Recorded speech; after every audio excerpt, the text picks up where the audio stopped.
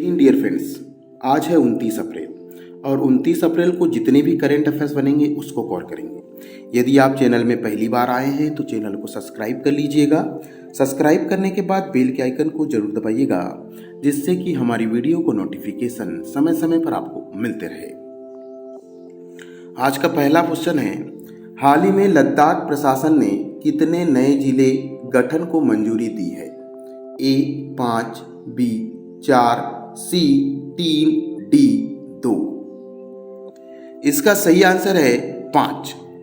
हाल ही में लद्दाख में नए 5 जिले बनाए जाएंगे। इसके पहले लद्दाख में 2 ही जिले थे, लेह और कारगिल। अब जो नए जिले बनेंगे उनमें से जंस्कार, द्रास, साम, नुब्रा, चांगथांग।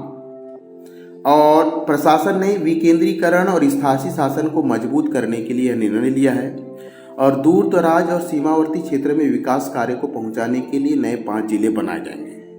अब कुल मिलाकर के कितने जिले हो जाएंगे लद्दाख में? ये नए 5 जिले मिलाकर के कुल 7 जिले हो जाएंगे लद्दाख में। लद्दाख क्या है? तो केंद्र शासित प्रदेश है और यह 31 अक्टूबर 2019 को बना। इसकी स्थापना दिवस 31 अक्टूबर को मनाया जाता है। अगर लद्दाख की राजधानी की बात करें तो लेह और कारगिल दोनों संयुक्त रूप से इसकी राजधानी है। और क्या है कि यह केंद्र शासित प्रदेश है, तो इसमें मुख्यमंत्री नहीं होता है, यहाँ होते हैं उपराज्यपाल। तो यहाँ उपराज्यपाल है विनय कुमार सक्सेना। आप मैप में देख सकते हैं, ये पूरा लद्दाख वाला क्षेत्र है। इधर उत्तर में चाइना, उत्तर पूर्व में चाइना, फिर अफगानिस्तान के साथ अपनी सीमा बनाता है। यहाँ पर आप देख सकते हैं अपने पश्चिम में पाकिस्तान के साथ, जम्मू और कश्मीर के साथ भी अपना सीमा बनाता है और यहाँ पर हिमाचल प्रदेश के साथ भी अपनी सीमा बनाता है, चाइनी ट्यूब के साथ भी अपनी सीमा बनाता है। इस प्रकार से इस मैप में आप देख सकते हैं लद्दाख की सीमाएं। अगला महत्वपूर्ण क्वेश्चन है, हाल ही में प्रधानमंत्री नरेंद्र मोदी ने किन 2 नई अमृत भारत एक्सप्रेस ट्रेनों को हरी झंडी दी है? ए दिल्ली जयपुर एवं लखनऊ मुंबई, बी बनारस पुणे एवं अयोध्या मुंबई, सी पटना सूरत एवं Prayagraj Nagpur, D Varanasi to Bhopal and Kanpur to Chennai. इसका सही उत्तर है बनारस टू पुणे और अयोध्या से मुंबई। बनारस से पुणे के हड़पसर तक जाएगी और अयोध्या से मुंबई के लोकमान्य तिलक टर्मिनल तक जाएगी। ये अमृत भारत एक्सप्रेस, इसकी शुरुआत 28 अप्रैल से हो चुकी है। पहली ट्रेन बनारस से पुणे जाएगी, पुणे में भी एक स्थान है हड़पसर, वहाँ तक जाएगी। वहीं दूसरी ट्रेन जो है अयोध्या से बनेगी और मुंबई के लोकमान्य तिलक टर्मिनल तक जाएगी। इसका मुख्य उद्देश्य है तीर्थयात्रियों, छात्रों और श्रमिकों को किफायती यात्रा सुविधा प्रदान करना। ये दोनों ट्रेनें उत्तर प्रदेश और महाराष्ट्र के बीच सीधी और बेहतर रेल कनेक्टिविटी के साथ चलेगी। चित्र में आप देख सकते हैं, बड़े अच्छी तरीके से बनाया गया है अमृत भारत ट्रेन को। अगला महत्वपूर्ण क्वेश्चन है, बहुत ज्यादा इंपॉर्टेंट है, कार्यस्थल पर सुरक्षा और स्वास्थ्य के लिए विश्व दिवस कब मनाया जाता है? ए 25 अप्रैल, बी 26 अप्रैल, सी 27 अप्रैल, डी 28 अप्रैल। इसका सही उत्तर है 28 अप्रैल। 28 अप्रैल को कार्यस्थल पर सुरक्षा और स्वास्थ्य के लिए विश्व दिवस मनाया जाता है और इसका मुख्य उद्देश्य है कि कार्यस्थल पर दुर्घटनाओं, चोटों और बीमारियों की रोकथाम के प्रति जागरूकता पैदा करना। इसका आयोजन इंटरनेशनल लेबर ऑर्गेनाइजेशन अर्थात ILO के द्वारा किया जाता है। इस दिन सुरक्षित स्वास्थ्य और शालीन कार्य वातावरण को बढ़ावा देने के उद्देश्य से किया जाता है। यह है कि कार्यस्थल दुर्घटना में अपनी जान गंवाई थी। इस दिन की शुरुआत 2003 से की गई इंटरनेशनल लेबर ऑर्गेनाइजेशन के द्वारा और वर्तमान 2026 में यह जो दिवस मनाया गया कार्यस्थल पर सुरक्षा और स्वास्थ्य के लिए विश्व दिवस, इसकी थीम थी 2026 में अच्छा मनोसामाजिक कार्य वातावरण जो श्रमिकों की उन्नति और मजबूत संगठनों का मार्ग प्रशस्त करता है। इस थीम के साथ यह दिवस मनाया गया। अगला महत्वपूर्ण क्वेश्चन, अब बात आई है अंतर्राष्ट्रीय दिवस की, तो कुछ दिवस देख लेते हैं जो कि एग्जाम की दृष्टि से इंपॉर्टेंट है। अंतर्राष्ट्रीय हास्य दिवस अर्थात अप्रैल फूल हम 1 अप्रैल को मनाते हैं। विश्व ऑटिज्म जागरूकता दिवस 2 अप्रैल को मनाया जाता है। अंतर्राष्ट्रीय बारूदी सुरंग जागरूकता दिवस 4 अप्रैल को मनाया जाता है। राष्ट्रीय समुद्री दिवस भारत के द्वारा 5 अप्रैल को मनाया जाता है। अंतर्राष्ट्रीय खेल दिवस हम 6 अप्रैल को मनाते हैं। विश्व स्वास्थ्य दिवस 7 अप्रैल को मनाते हैं। विश्व होम्योपैथिक दिवस हम 10 अप्रैल को मनाते हैं। राष्ट्रीय सुरक्षित मातृत्व दिवस भारत के द्वारा 11 अप्रैल को मनाया जाता है। अंतर्राष्ट्रीय मानव अंतरिक्ष उड़ान दिवस 12 अप्रैल को। वहीं विश्व चागास दिवस हम 14 अप्रैल को मनाते हैं। विश्व धरोहर दिवस हम 18 अप्रैल को मनाते हैं। वहीं भारत का सिविल सेवा दिवस 21 अप्रैल को मनाया जाता है, एक राष्ट्रीय पर्व है। वहीं अंतर्राष्ट्रीय पृथ्वी दिवस 22 अप्रैल को मनाते हैं। विश्व पुस्तक एवं कॉपीराइट दिवस 23 अप्रैल को मनाते हैं। राष्ट्रीय पंचायती राज्य दिवस भारत के द्वारा 24 अप्रैल को मनाया जाता है। विश्व मलेरिया दिवस हम 25 अप्रैल को मनाते हैं। विश्व बौद्धिक संपदा दिवस 26 अप्रैल को मनाते हैं। कार्यस्थल पर सुरक्षा एवं स्वास्थ्य हेतु जो विश्व दिवस है 28 अप्रैल को मनाया जाता है। अंतर्राष्ट्रीय नृत्य दिवस डांस दिवस 29 अप्रैल को मनाते हैं और अंतर्राष्ट्रीय जज दिवस जो है 30 अप्रैल को मनाया जाता है। ये महत्वपूर्ण दिवस थे जो एग्जाम की दृष्टि से पूछे जा सकते हैं। अगला महत्वपूर्ण क्वेश्चन है, हाल ही में विकसित चीन की नई आयरन फ्लो बैटरी तकनीक का प्रमुख लाभ क्या है? ए, यह केवल मोबाइल फोन में उपयोग होगी। बी, यह लिथियम आयन बैटरियों की तुलना में अधिक महंगी है। सी, यह बड़े पैमाने पर ऊर्जा भंडारण करने के लिए सस्ती और सुरक्षित और टिकाऊ है। डी, इसमें सोना चांदी का उपयोग होता है। इसका सही आंसर है सी, यह बड़े पैमाने पर ऊर्जा भंडारण के लिए सस्ती, सुरक्षित और टिकाऊ है। ये ऑल आयरन फ्लो बैटरियों में लोहे और जल आधारित इलेक्ट्रोलाइट का प्रयोग किया जाता है। ये चीन के द्वारा विकसित की गई है यह तकनीक। यह बैटरी 6000 से अधिक चार्ज डिस्चार्ज चक्रों तक का बिना क्षमता हानि के सफल रही है। और यह बैटरियां कच्चे माल की लागत के आधार पर लिथियम बैटरियों के लगभग 80 गुना सस्ती है। जल आधारित है, इसमें आयरन और जल का प्रयोग किया जाता है और ये बैटरियां ज्वलनशील नहीं होती और अत्यधिक सुरक्षित भी मानी जाती है। फ्लो बैटरियां मुख्य रूप से सौर और पवन ऊर्जा जैसे बड़े ग्रिड स्टोरेज के लिए भी उपयोगी की जा सकती है, क्योंकि लोहा पृथ्वी में बहुत मात्रा में पाया जाता है, कम लागत वाली धातु है, तो लोहा और पानी से मिक्सचर से बनी बहुत ही सस्ती बैटरी है जो चीन ने बनाई है। अगला महत्वपूर्ण क्वेश्चन, हाल ही में ग्रीन टैक्स सरचार्ज 2026 किस देश ने लागू किया है? ए, नाइजीरिया, बी, चीन, सी, जापान और डी, अमेरिका। इसका जो सही आंसर है नाइजीरिया।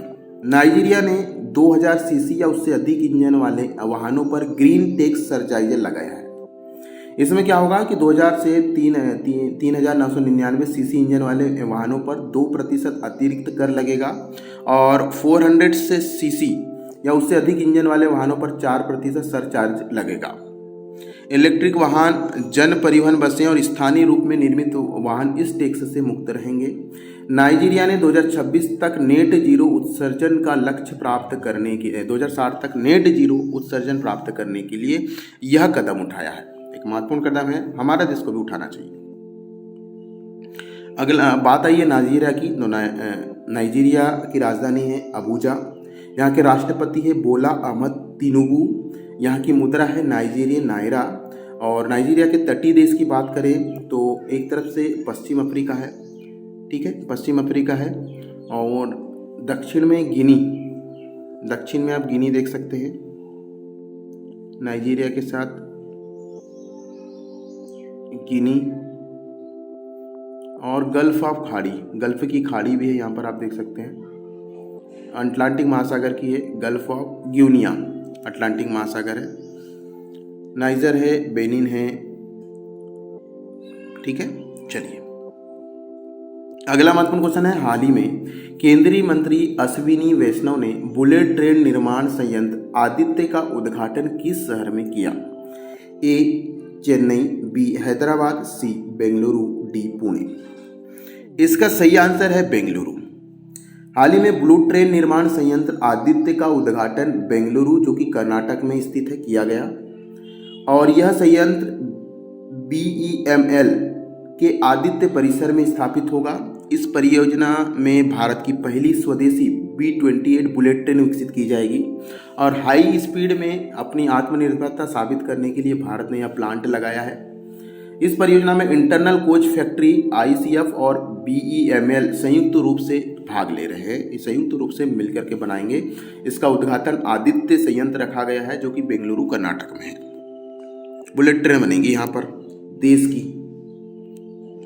अगला महत्वपूर्ण क्वेश्चन, हाल ही में आधिकारिक तौर पर 2 घंटे से कम समय में मैराथन पूरा करने वाले दुनिया के पहले एथलेटिक कौन बन गए?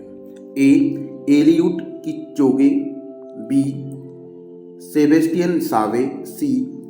योमिफ केजेल्चा और D है केल्विन किप्टन। तो इसका जो सही आंसर है वह है सेबेस्टियन सावे। सेबेस्टियन सावे ने 26 अप्रैल को लंदन मैराथन 2026 में ऐतिहासिक रिकॉर्ड बनाया।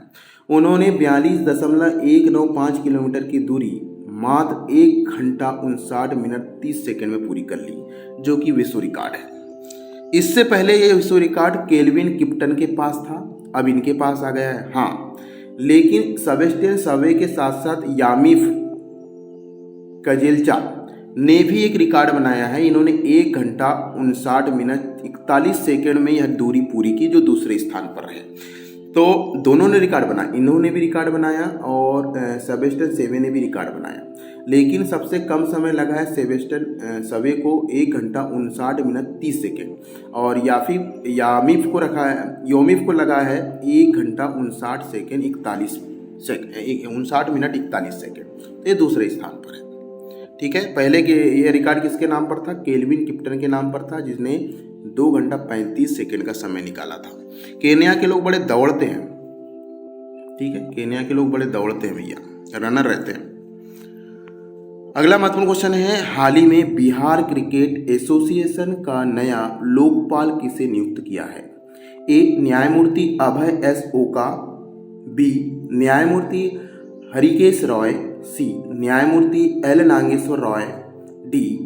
न्यायमूर्ति JB पर्दीवाला। इसका सही आंसर है न्यायमूर्ति हरिकेश रॉय। 21 अप्रैल को सुप्रीम कोर्ट ने न्यायमूर्ति हरिकेश रॉय को बिहार क्रिकेट एसोसिएशन का लोकपाल बनाया है, जो BCA में चल रहे आंतरिक गुट विवादों और प्रशासनिक समस्याओं को सुलझाने के लिए बनाया गया है। न्यायमूर्ति अभय S. ओका ने इस पद को स्वीकार करने से इनकार कर दिया था। इसके बाद न्यायमूर्ति L. नागेश्वर रॉय को बनाया गया है। यह निर्णय न्यायमूर्ति JP पर्दीवाला और न्यायमूर्ति KP विश्वनाथ की पीठ के द्वारा घोषित किया गया है। अगला महत्वपूर्ण क्वेश्चन है, हाल ही में खाद्य संगठन पर वैश्विक रिकॉर्ड 2026 के अनुसार 2025 में गंभीर खाद्य असुरक्षा का सामना करने वाले लोगों की अनुमानित संख्या कितनी है? A. 12.6 crore, B. 18.4 crore, C. 26.6 crore, D. 32.1 crore. इसका सही आंसर है 26.6 करोड़। और बात कर लेते हैं परीक्षा उपयोगी महत्वपूर्ण बिंदु की, तो GRFC 2026 के अनुसार ग्लोबल रिपोर्ट ऑफ फूड कहना चाहिए क्राइसिस के अनुसार 47 देशों में क्षेत्रों में 26.6 करोड़ लोग गंभीर खाद्य असुरक्षा से गुजर रहे हैं। यह संख्या 2016 की तुलना में लगभग दुगनी हो चुकी है, जो वैश्विक खाद्य संकट की गंभीरता को दर्शाता है। संघर्ष और असुरक्षा गंभीर खाद्य संगठन के सबसे बड़े कारण हैं और विशेषकर गाजा और सूडान में बहुत सारे लोग भूखे रहते हैं। प्रभावित लोगों में 80% से अधिक लोग युद्ध और संघर्षग्रस्त क्षेत्रों में रहते हैं। लगभग 35.5 मिलियन बच्चे कुपोषित हैं। ये रिपोर्ट है, याद रखिएगा किसकी रिपोर्ट है? Global report on food crisis 2026 की रिपोर्ट है, जिसमें 26.6 करोड़ लोग गंभीर खाद्य समस्या से गुजर रहे हैं। अगला महत्वपूर्ण क्वेश्चन है, भारत का पहला एनोड मटेरियल प्लांट जो लिथियम आयन बैटरी के लिए स्वदेशी एनोड सामग्री उत्पादन हेतु स्थापित किया गया है, किस कंपनी के द्वारा पश्चिम बंगाल के माहिस तिकरी गांव में लॉन्च किया है? A. Tata chemical, B. Himadri specialist chemical, C. Bharat petroleum, D. Reliance industries. इसका सही आंसर है हिमाद्री स्पेशलिस्ट केमिकल। भारत का यह पहला एनोड मटेरियल प्लांट होगा जो कि पश्चिम बंगाल में लगेगा, और पश्चिम बंगाल में भी कहां पर? तो मानिस तिकारी नामक स्थान पर यह स्थापित होगा। 23 अप्रैल 2026 को लॉन्च हुआ है। इसका उद्देश्य है इलेक्ट्रिक व्हीकल जैसी बैटरियों के निर्माण में एनोड सामग्री का उत्पादन यहाँ स्वदेशी तकनीक से किया जाएगा। इसकी क्षमता 100 मीट्रिक टन के प्रति वर्ष होगी। यह परियोजना भारत की lithium ion battery supply chain में आत्मनिर्भर बनने के ओर कदम है। अगला महत्वपूर्ण क्वेश्चन है, नीलगिरी तहर के संरक्षण के लिए तमिलनाडु वन विभाग द्वारा केरल के सहयोग के लिए किए गए सिंक्रोनाइज पॉपुलेशन सर्वे के संबंध में निम्नलिखित में से कौन सा कथन सही है? ए, नीलगिरी तहार को IUCN ने अति संकटग्रस्त श्रेणी में रखा है। नीलगिरी तहार एक हिरण जैसी कहना चाहिए जाती है, जीव है। वरुदाई मोबाइल ऐप का उपयोग सर्वेक्षण के लिए रियल टाइम डेटा संरक्षण के लिए किया गया है और यह सर्वे केरल के वन क्षेत्रों में किया गया। नीलगिरी तहार वन्यजीव संरक्षण अधिनियम 1972 में जारी किया गया था। नीलगिरी तहार को अति संकटग्रस्त घोषित किया गया है, विलुप्त हो रहे हैं। परीक्षाओं की महत्वपूर्ण पॉइंट देख लेते हैं कि जो नीलगिरी तहार है इसका वैज्ञानिक नाम है नीलगिरी ट्रेग्यूस हाइलोक्रिसस। नीलगिरी तहार को अति संकटग्रस्त लुप्त प्राय श्रेणी में रखा गया है। इसके लिए अधिनियम भी बना, वन्यजीव संरक्षण अधिनियम 1962। प्रोजेक्ट नीलगिरी तहार तमिलनाडु सरकार द्वारा शुरू किया गया था। प्रोजेक्ट नीलगिरी तहार जो कि 2022 से 2027 के लिए शुरू की गई थी, 5 वर्षीय योजना थी। प्रोजेक्ट नीलगिरी तहार 2026 का तीसरा सिंक्रोनाइज सर्वे हुआ 14 वन विभागों में, जिसमें 3100 किलोमीटर से अधिक क्षेत्र में किया गया।